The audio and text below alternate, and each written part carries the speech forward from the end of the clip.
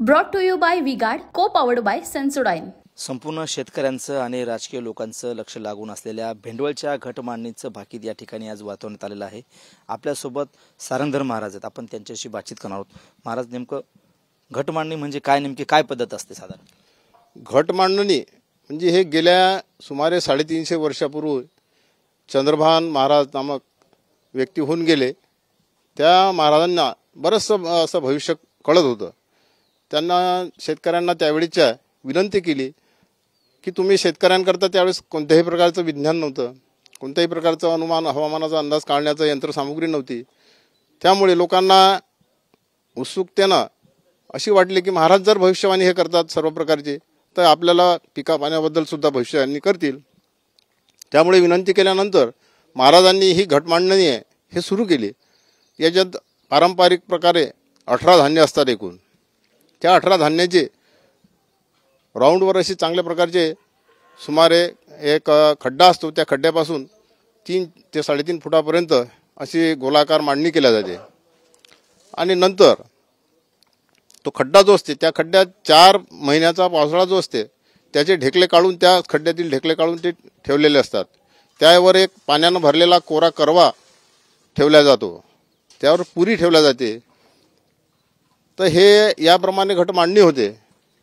त्याच्यानंतर जे अक्षय तृतीयेच्या दिवशी सूर्य अस्ताच्या वेळेस होते, ते दुसऱ्या दिवशी सूर्योदयाच्या वेळेस त्याची छाननी केली जाते, पाहिल्या जाते ते पूर्ण काय त्याच्यात प्रकारचा बदल झाला आहे त्याच्याहून त्याचं भविष्यवाणीचं अनुमान काढले जाते।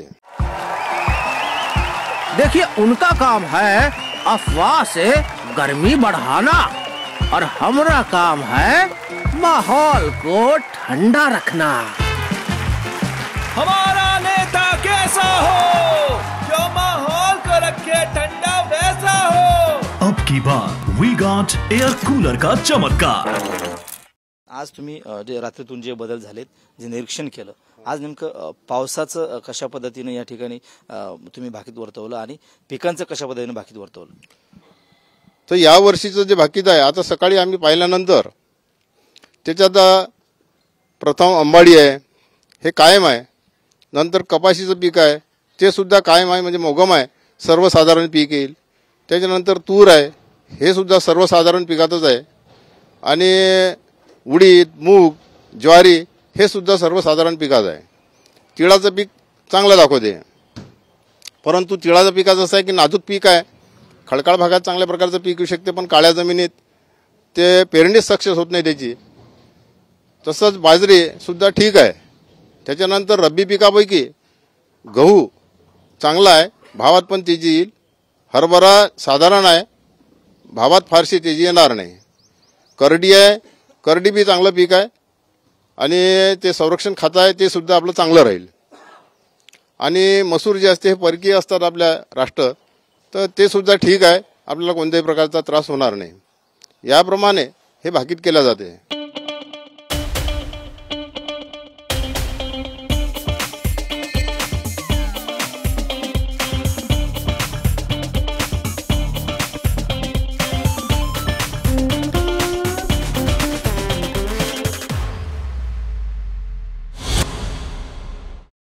या वर्षीचा पावसाळा कसा असेल साधारण? पावसाळा पहिला महिना जो आहे हा थोडा लहरी स्वरूपाचा आहे, कुठे पडेल कुठे नाही पडेल। तर दुसरा महिना जो आहे तो सुद्धा तशाच प्रकारचा आहे, पण पहिल्यापेक्षा थोडा जास्त आहे।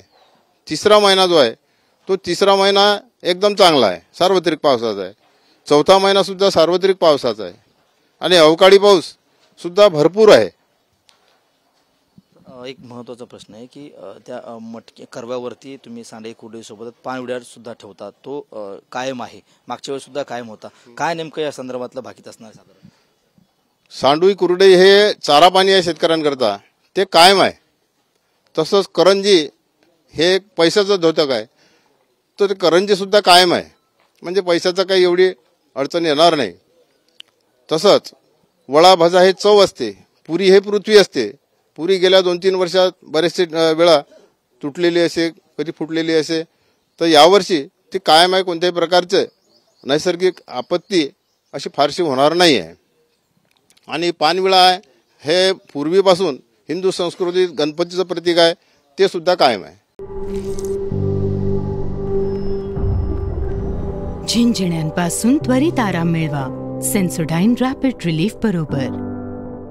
आपण राजकीय परिस्थिती पाहिली तर पानवडा म्हणजे राजा कायम आहे, देशाचा पंतप्रधान कायम आहे असं बऱ्याच वेळा बाकीत वाचलं होतं.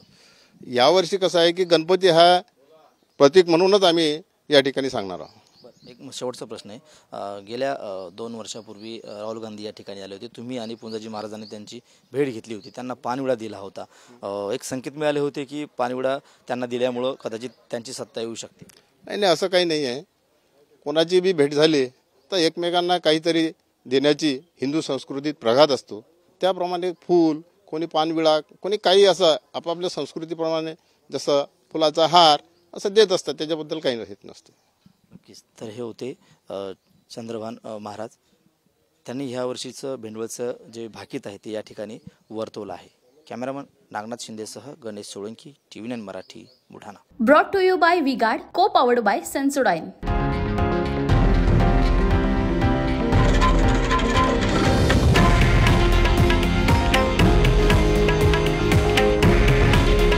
हे आहे देशातील नंबर 1 न्यूज नेटवर्क आणि आपण पाहत आहात TV9 मराठी.